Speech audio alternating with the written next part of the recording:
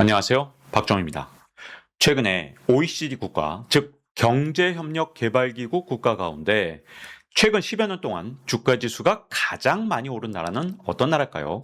아마도 미국을 떠올리신 분들이 굉장히 많을 것 같고요. 그리고 최근에 한국이 많이 올랐으니까 한국이 아닐까 그런 기대를 하신 분도 계실 것 같은데, 자, 제가 한번 퀴즈를 내보겠습니다.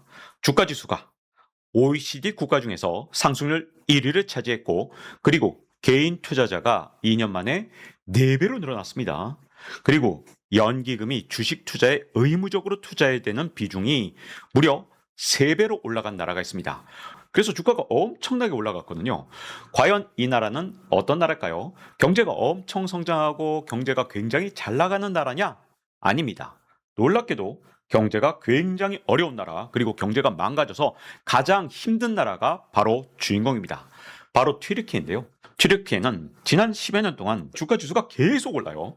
그리고 개인 투자자가 원래 230만 명이었는데 930만 명으로 늘어났습니다. 이게 21년부터 23년 사이에 단 2년 만에 개인 투자자의 숫자가 이렇게 진짜 어마어마한 속도로 늘어났거든요. 그리고 아예 국가가 이 연기금한테 지시를 했습니다. 뭐라고 지시했냐? 야, 니들 주식 투자 비중, 의무 비중 10%에서 30%로 늘려. 이렇게 2023년 국가가 명령을 때렸습니다. 그랬더니 주가가 계속 올라요. 진짜 한도 끝도 없이 오르는데 문제는 경제가 망가졌다는 거죠. 자, 그러면 이 튀르키예에서 어떤 일이 있었는지 그걸 하나하나 따져보겠습니다. 2013년 튀르키예 주가가 오르기 시작했죠. 그때부터 따져보면 지난 13년 동안 튀르키예 주가는 얼마나 많이 올랐냐? 튀르키예 주가 지수는 BIST, 비스트입니다. 이름이 좀 재밌죠? 자, 근데 비스트 100 지수가 1795%가 올랐습니다. 여러분, 그러면 주가가 이게 19배로 올랐다는 뜻이죠? 근데 헝가리는 그 기간 동안 680%, 헝가리가 2위예요. 그리고 일본의 니케이, 와, 410%. 그리고 미국이 366%고요. 그리고 한국은 332%입니다. 한국도 굉장히 많이 올랐어요. 최근에 2, 3년 동안 엄청 올랐기 때문이죠. 자, 이렇게 튀르키예 주가 지수는 그 어떤 나라보다도 훨씬 더 많이 올랐습니다. 그런데 튀르키예 경제는 왜 이렇게 엉망이야? 많은 분들이 정말 궁금해하실 것 같아요. 그래서 튀르키예 주가 상승의 비밀과 그리고 이것 때문에 생긴 튀르키예 경제의 아주 고질적인 문제를 우리가 파헤쳐볼 필요가 있거든요. 이런 이상현상이 일어난 건 전부 다 돈을 너무 많이 찍었기 때문입니다. 어떤 일이 있었냐? 튀르키예 이 대통령 에르도안이죠. 에르도안 대통령이 계속 튀르키예 중앙은행 총재한테 굉장히 강하게 요구했습니다. 돈을 더 많이 찍어라. 훨씬 더 많이 찍어라. 야, 이거밖에 돈 안 찍어? 계속 이렇게 협박을 하니까 중앙은행 총재가 정말 놀랍게도 에르도안 대통령한테 반기를 들었어요. 뭐라 그랬냐? 이 상황에서 돈을 더 찍으면 그러면 튀르키예 물가만 올라갈 뿐이지 튀르키예 경제는 망가집니다. 저는 더 이상 돈을 찍을 수가 없습니다. 라고 했더니 이 에르도안 대통령이 중앙은행 총재를 잘라버렸습니다. 그런데 에르도안이 새로 임명한 중앙은행 총재도 에르도안한테 반기를 들었습니다. 더 이상 금리 인하하면 튀르키예 망합니다. 라고 덤벼드니까 어떻게 했냐? 또 잘라버렸습니다. 튀르키예 중앙은행 총재들 진짜 강단 있는 사람들 같아요. 그리고 21년에 또 3차 경질을 하면서 어떻게 했냐? 끊임없이 돈을 풀고 금리를 낮추고 이걸 통해서 주가를 부양했고 그리고 부동산도 엄청나게 올라갔습니다. 하지만 문제가 생겼겠죠. 나중에 튀르키예 물가가 올랐거든요.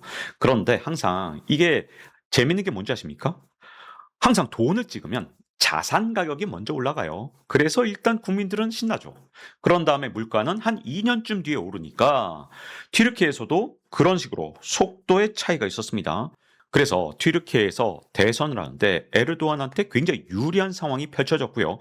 덕분에 에르도안 대통령은 또다시 대통령 선거에서 이길 수가 있었거든요.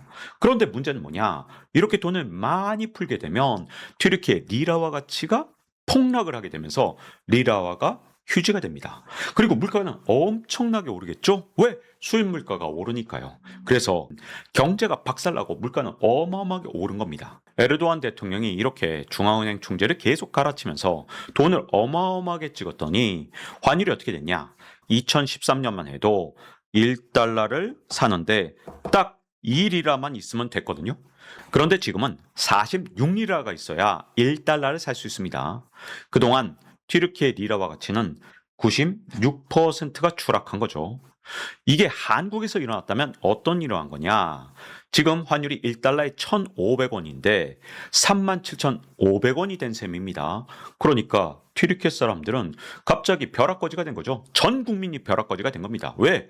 리라화 가치가 휴지가 되니까 리라화만 들고 있던 사람들은 그야말로 달러로 바꿨을 때 이게 돈이 아니라 더 이상 휴지가 된 그런 상황이 최근에 튀르키예에서 13년 동안 진행이 됐습니다. 튀르키예에서 말도 안 되는 저금리가 계속됐던 건 언제냐? 22년이 가장 핵심인데 그때 튀르키예 기준금리는 9%였습니다.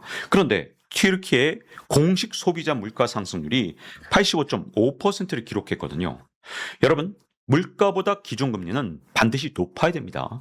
물가보다 기준금리가 낮으면 물가 올라가는 걸 막을 수가 없습니다. 왜? 여러분 생각해 보세요. 자, 지금 연필이 100원인데 내년에 이게 무조건 200원이 됩니다. 그런데 금리는 9%밖에 되지 않는다.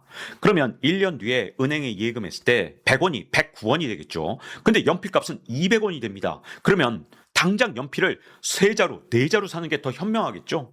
그래서 물가가 더 오릅니다. 그리고 튀르키예 물가가 85% 올랐다는 건 거꾸로 말하면 돈의 가치는 거의 반으로 떨어졌다는 뜻입니다. 그러니까 당연히 예금의 탈출이 일어났습니다. 리라와 예금을 들고 있으면 완전 바보죠.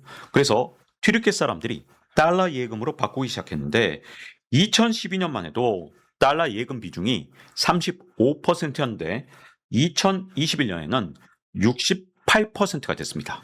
왜?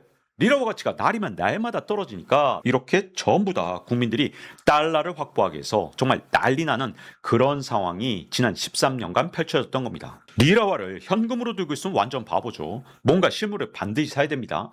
부동산을 사든 아니면 주식을 사든 안 그러면 벼락거지가 됩니다. 그게 튀르키예에서 지난 13년 동안 일어난 일인데 그러다 보니까 이 주식 투자자가 진짜 엄청나게 늘었어요. 2021년에 230만 명이었는데 23년에는 930만 명으로 늘어났습니다. 이 사람들이 뭐 주식이 좋아서 투자를 했다. 전 그렇게 보지 않아요. 튀르키예 리라화 가치가 해마다 반토막이 나는데 그나마 주식을 사면 가치가 보존이 됐거든요. 근데 완벽하게 보존된 건 아닙니다. 그럼에도 불구하고 어쨌든 리라화를 들고 있는 것보단 주식이 낫다고 생각했기 때문에 달마다 40만 명씩 주식 투자자가 늘어난 겁니다. 돈 가치가 떨어지니까 어쩔 수 없이 주식을 사야 되는 상황. 이게 튀르키예 사람들이 그동안 13년 동안 내몰렸던 상황이거든요. 근데 또 다른 방법이 하나 더 있죠. 주식을 사는 것보다 금을 사는 게 튀르키예에서 훨씬 더 인기가 있었습니다. 그래서 놀라운 수치가 있는데 이게 이스탄불 귀금속 상회나 아니면 월드 골드 카운슬 이 데이터입니다. 그런데 튀르키예 사람들이 개인적으로 금을 무려 5천 톤이나 갖고 있다. 이런 통계가 있습니다. 물론 이게 완벽한 통계는 될 수가 없어요. 왜? 장롱 속에다 숨겨둔 거거든요. 근데 이 추정을 어떻게 할 수 있냐? 그동안 튀르키예가 수입한 금의 양이 있을 거 아니에요. 이걸로 유출된 양을 빼보면 5천 톤이 남아서 금 흑자가 일어난 거죠. 그래서 이런 방식으로 간접 추정을 해보니까 가계가 보유한 금의 가치가 무려 5천억 달러. 와, 진짜 어마어마한 금액으로 금을 갖고 있다는 얘기죠. 이게 얼마나 많은 거냐? 우리나라 한국은행이 금을 얼마나 갖고 있냐면 104톤 갖고 있습니다. 근데 튀르키예 민간은 5천 톤을 장롱에 넣어둔 거예요. 여러분, 튀르키예는 우리나라보다 1인당 GDP가 훨씬 떨어지는 나라인데 이렇게 금을 많이 갖고 있다는 건 사람들이 리라화를 갖고 있으면 이게 휴지가 되니 금을 갖고 있는 게 훨씬 낫다고 생각했던 겁니다. 그러니 튀르키예 당국은 어떻게 했을까요? 당연히 금 수입을 규제했죠. 그래서 튀르키예 금값은 전 세계 금값보다 훨씬 더 많이 올랐습니다. 리라화로 평가한 튀르키예 금값은 지난 13년 동안 83배가 올랐습니다. 그런데 에르도안 대통령은 그러지 않아도 빠르게 치솟고 있는 주가 만족을 하지 못했어요. 그래서 어떻게 했냐? 자, 튀르키예 연금은요. 정부가 매칭을 해서 내주는 돈이 따로 있습니다. 그래서 사람들이 돈을 내면 정부가 돈을 여기다 좀 더해서 이렇게 연금을 좀 더 불려주거든요. 자, 이렇게 정부가 매칭하는 부분에 대해서 의무적으로 주식에 투자하는 비중이 원래는 10%였는데 2023년에 주가가 좀 떨어지니까 어떻게 했냐? 에르도안 정부에서 이걸 30%로 강제 의무 비중을 높여놨습니다. 그랬더니 이 튀르키예 국민연금에서 원래는 전체 자산 가운데 주식 투자 비중이 15%였는데 이걸 강제로 끌어올리니까 어디까지 갔느냐? 무려 29%로 올렸거든요. 그래서 연금 자산 가운데 주식 비중이 2021년에서 23년 사이에 가장 많이 늘어난 나라가 바로 튀르키예가 됐습니다. 그래서 주가가 오르긴 했는데 과연 이게 튀르키예 경제에 좋았느냐? 이게 문제겠죠. 당장 튀르키예 경제의 가장 큰 문제가 뭐냐? 돈을 마구 찍고 마구 뿌리니까 결국 물가가 올랐는데 2026년 2월에 이 전년 대비 물가 상승률이 발표가 됐습니다. 근데 정부가 발표한 건 32%예요. 근데 여기에 대해서 튀르키예 경제학자들이 모여서 야, 정부 물가 통계 못 믿겠어. 우리 경제학자들끼리 한번 만들어 보자. 그래서 이 경제학자들이 발표한 게 54%가 나왔습니다. 그러니까 정부에서 발표한 32%보다 훨씬 더 높은 수치가 나왔죠. 그랬더니 통계청이 이 경제학자들을 형사 고발했어요. 여기에다가 튀르키예에서는 지금 승인받지 않은 통계에 대해서 처벌하겠다는 입법이 지금 현재 진행되고 있습니다. 거기다가 품목별로 물가를 절대로 튀르키예 정부가 발표하지 않습니다. 그래서 소송을 걸었습니다. 법원에서 판결을 내렸어요. 어떻게 판결을 내렸냐? 품목별로 공개를 해라. 무슨 물가 통계에서 품목별이 비밀이냐? 그래서 법원이 판결했는데도 불구하고 에르도안 정권은 이걸 계속해서 공개하지 않고 있습니다. 법원의 판결 따위 그냥 무시하는 거죠. 그러니까 튀르키예 사람들은 도대체 어떤 물가가 얼마나 올랐는지 전혀 모르는 완전히 깜깜이 상태가 된 겁니다. 여러분, 돈 가치가 날이면 날마다 떨어진다. 그러면 금이 유일한 방어 수단이 될 수밖에 없잖아요. 그러지 않아도 금값이 지난 13년 동안 83배나 올랐기 때문에 튀르키예 사람들은 돈만 생기면 금을 사고 싶어 하거든요. 그랬더니 정부에서 이것도 막아버렸죠. 23년 8월에 금 수입 쿼터제를 도입해서 금의 전체 총 수입량을 아예 정해버렸습니다. 그랬더니 튀르키예 사람들은 틈만 나면 어떻게든 주얼리 상태로 금을 수입하거나 아니면 밀수를 하거나 그리고 장롱에 한번 금을 갖다 놓으면 절대로 금을 바깥으로 내놓지 않는 그런 상태가 됐습니다. 그래서 금을 놓고 국민과 국가 사이에 줄다리기가 벌어졌던 겁니다. 그런데 물가가 너무 많이 오르니까 이제 튀르키예도 결국은 기준금리를 50%까지 올린 겁니다. 그러다 보니 결국 2026년에 튀르키예는 지금 10년물 국채금리가 31.5%고 주택담보대출금리가 36.6%거든요. 이것도 당국에서 엄청나게 통제해서 금리를 끌어내린 게 이 정도인데 문제가 있습니다. 이렇게 금리가 올라가니까 결국 가게가 파산을 하거나 기업들이 파산하는 경우가 점점 늘어나겠죠. 금리가 세상에 36.6%면 이걸 도대체 어떻게 감당합니까? 그냥 2, 3년만 지나면 이 마치 고리대금업자한테 돈을 빌린 것처럼 그냥 빚이 2배, 4배, 8배 이런 식으로 더블 늘어나는 거잖아요. 2, 3년마다 이런 식으로 계속 대출금이 늘어나게 되면 가게가 박살날 수밖에 없겠죠. 그러다 보니 튀르키예 기업들이 이제 더 이상 못 버팁니다. 최근에 튀르키예에서 법정 관리 간 기업들이 무려 76%나 전년 대비 증가했는데 이게 사상 최대 경신을 한 거고요. 그리고 은행의 부실 채권이 또 48%가 증가했기 때문에 이게 5년 만에 최고치를 기록했습니다. 그리고 대기업 중에서 좀비 기업 비중이 무려 18%라고 하죠. 금리가 이렇게 높은데 어떤 기업이 돈 빌려서 장사를 하겠습니까? 그러니 경제가 파탄이 날 수밖에 없습니다. 제가 처음에 지난 13년간 튀르키예 주가 상승률이 무려 1790%였다고 말씀드렸잖아요. 그러면 이게 18.9배가 됐다는 뜻이기 때문에 만약에 2013년에 100을 넣었다면 지금 얼마가 됐냐? 1890이 됐다는 뜻입니다. 그러면 주식 투자한 사람이 떼돈을 벌었냐? 그렇지 않죠. 왜 그러냐? 튀르키예 리라화 가치가 완전히 폭락을 했기 때문에 만약에 달러를 기준으로 한다. 100을 넣었을 때 그때 78밖에 안 됩니다. 왜? 튀르키예 리라 가치가 완전히 폭락을 했기 때문이죠. 그리고 금값은 그동안 무려 80배가 넘게 올랐기 때문에 금을 기준으로 한 튀르키예 비스트 지수는 사실은 23%로 떨어진 겁니다. 그래서 만약에 2013년에 100을 넣었다면 금으로 평가했다. 그러면 23밖에 가치가 남지 않은 거죠. 결국 주가가 이렇게 OECD 국가 중에서 1위를 기록할 정도로 엄청나게 올랐지만 이게 글로벌 통화나 아니면 금을 기준으로 했을 때는 아주 형편없는 수익률을 보였다는 뜻입니다. 그러면 튀르키예에서 어디에 투자한 사람들이 승자였냐? 만약에 금에 투자했다. 그러면 83배가 됐고요.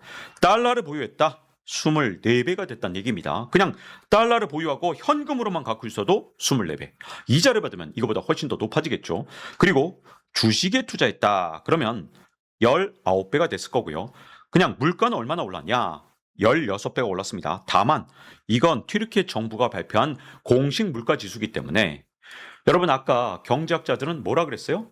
정부 통계 이거 완전 잘못됐다. 훨씬 튀르키예 물가는 올랐다라고 했으니까 물가는 사실은 한 30배 이상 올랐을 수도 있습니다. 그러다 보니 튀르키예 사람들은 그냥 현금만 받아서 따박따박 이걸 튀르키예 리라화로 저축한 사람들, 이 사람들은 그냥 가만히 앉아서 벼락거지가 된 거예요. 자, 그러면 그 사이에 튀르키예에선 어떤 일이 있었냐? 2011년만 해도 튀르키예 주식시장에 외국인 투자자 비중이 무려 65%였습니다. 튀르키예에서 자꾸 돈 찍어서 이런 이상한 짓을 하니까 어떤 일이 생겼냐? 2023년에는 외국인 투자자 비중이 29%, 그리고 25년에는 고작 17%밖에 남지 않았죠? 왜 이렇게 자꾸만 외국인들이 떠났냐? 달러로 보면 튀르키예 지수가 떨어지는 현상이 일어났어요. 외국인 투자자들은 알았던 거예요. 뭘 알았냐? 이렇게 돈을 막 찍고 풀어서 주가를 끌어올리면 결국은 그 나라 통화 가치가 휴지가 된다는 걸 알고 있었기 때문에 일찌감치 외국인 투자자들은 튀르키예를 떠난 겁니다. 그러면 이렇게 떠난 외국인들을 누가 채웠냐? 바로 이 930만 튀르키예 개미들이 채운 거죠. 원래 200만 대밖에 되지 않았던 튀르키예 주식 투자자가 이제 930만이 됐는데 이들이 외국인이 팔고 떠난 주식을 사주면서 튀르키예 주가가 엄청 올라가긴 했지만 사실 달러로 따져봤을 때는 튀르키예 주가가 떨어진 거기 때문에 과연 이 개미들이 승자이냐? 이건 좀 애매하지만 어쨌든 주식을 안 사고 그냥 현금만 갖고 있던 사람보다는 진짜 훨씬 많이 벌었죠. 그러다 보니까 튀르키예에서 승자와 패자가 갈라졌습니다. 자산을 가진 쪽, 이쪽은 완전한 승리자가 됐습니다. 주가는 19배로 올랐는데 집값은 20배쯤 올랐어요. 그래서 집을 갖고 있던 아니면 주식을 갖고 있던 완전 대박 났습니다. 그래서 UBS에서 조사한 걸 보면 개인 자산 증가율 세계 1위는 튀르키예입니다. 그런데 상위 1%만 돈을 벌었어요.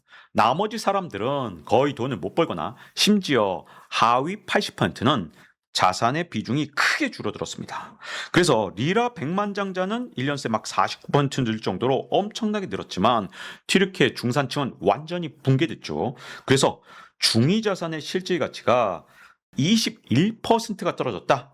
이것도 UBS 통계인데요. 유럽에서 유일한 감소 현상을 보였는데 그게 21%예요. 그러니 중산층은 완전 괴멸이 된 겁니다. 그래서 튀르키예에선 얼마나 이상한 현상이 일어났냐? 기하선보다 최저임금이 낮은 거예요.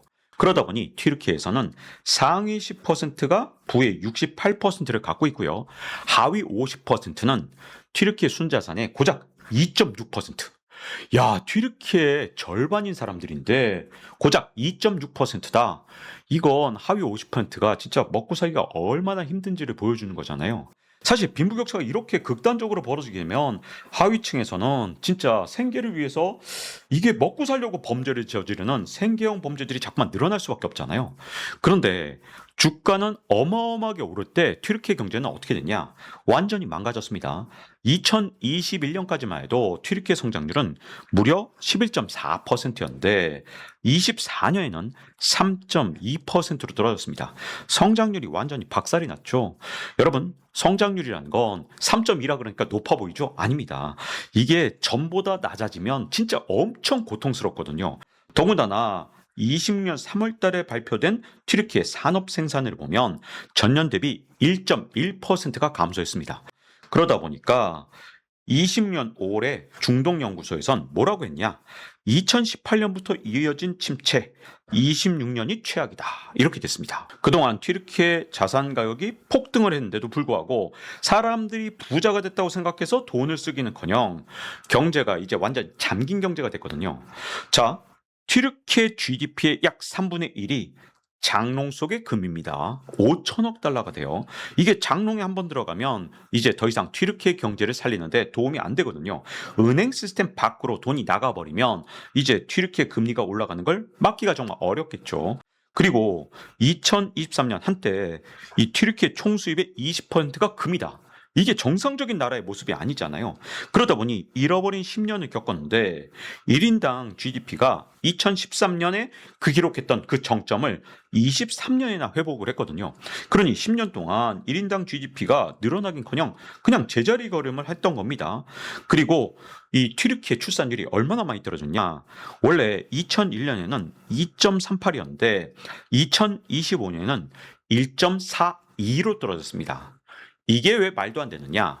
튀르키예는 무슬림이잖아요. 무슬림 세계 평균은 합계 출산율이 2.9예요. 근데 그거에 반토막도 안 되는 거, 이건 그동안 양극화가 너무 심해지면서 청년들이 제대로 결혼할 수도 없고 집을 마련할 수도 없죠. 왜? 집값이 지난 13년 동안 무려 20배나 올랐거든요. 자산 가격만 폭등하고 월급은 올라가지 않는 경제, 이런 나라에서 청년들이 꿈을 갖고 결혼을 하고 애를 낳는다? 거의 불가능하니까 합계 출산율이 무슬림 국가 중에서 최하위권에 머물러 있거든요. 그래서 결국 이겁니다.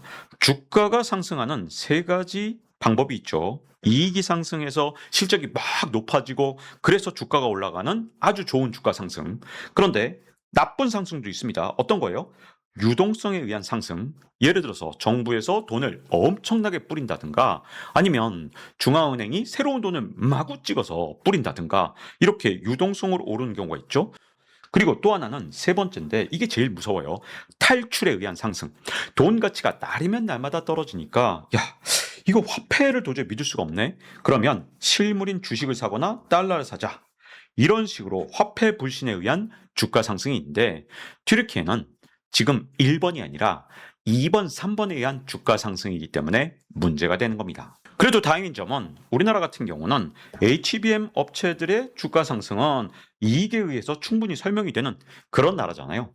그래도 앞으로 우리나라 주가 상승이 과연 정말 유동성이나 아니면 화폐에 대한 불신 때문에 일어나는 건지 아니면 이렇게 정말 HBM 정말 장사 잘하고 우리나라 기업들이 전부 다 승승장구해서 주가가 상승하는 건지 이걸 판별할 수 있는 질문 세 가지가 있다면 첫 번째는 달러나 금으로 환산해도 과연 주가가 상승을 하고 있는 것인가? 그다음 두 번째는 화폐 가치 하락을 위한 방어인가? 이걸 따져봐야 되겠죠. 그리고 세 번째는 외국인이 떠난 자리를 과연 누가 채우고 있는가? 이것들을 계속해서 우리가 면밀하게 살펴보는 게 중요할 것 같습니다. 대한민국의 주가 상승은 그래도 지금까지는 튀르키예랑은 좀 다르게 정말 HBM 기업들 그리고 한국의 자랑스러운 기업들이 수출도 잘하고 정말 돈도 잘 벌어서 일어났을 수 있죠. 근데 앞으로 이게 유동성에 의한 그런 억지 상승이 아니라 진짜 실적에 의한 상승이 되기 위해서는 정말 대한민국의 경제 시스템이 잘 돌아가도록 이 금융시장에서 증시만 올라가는 게 아니라 금리도 안정되고 환율도 안정되는 그런 주가 상승이어야지 금리랑 환율이 다 불안한데 주가만 올라간다. 이건 좀 안 좋은 상승이거든요. 그래서 대한민국 주가 상승은 정말 착실하게 대한민국 경제가 좋아진 것을 반영해서 주가가 올라가는 그런 경제가 되기를 기원하면서 오늘의 지식 한방을 마치겠습니다. 다음 시간에 뵙겠습니다.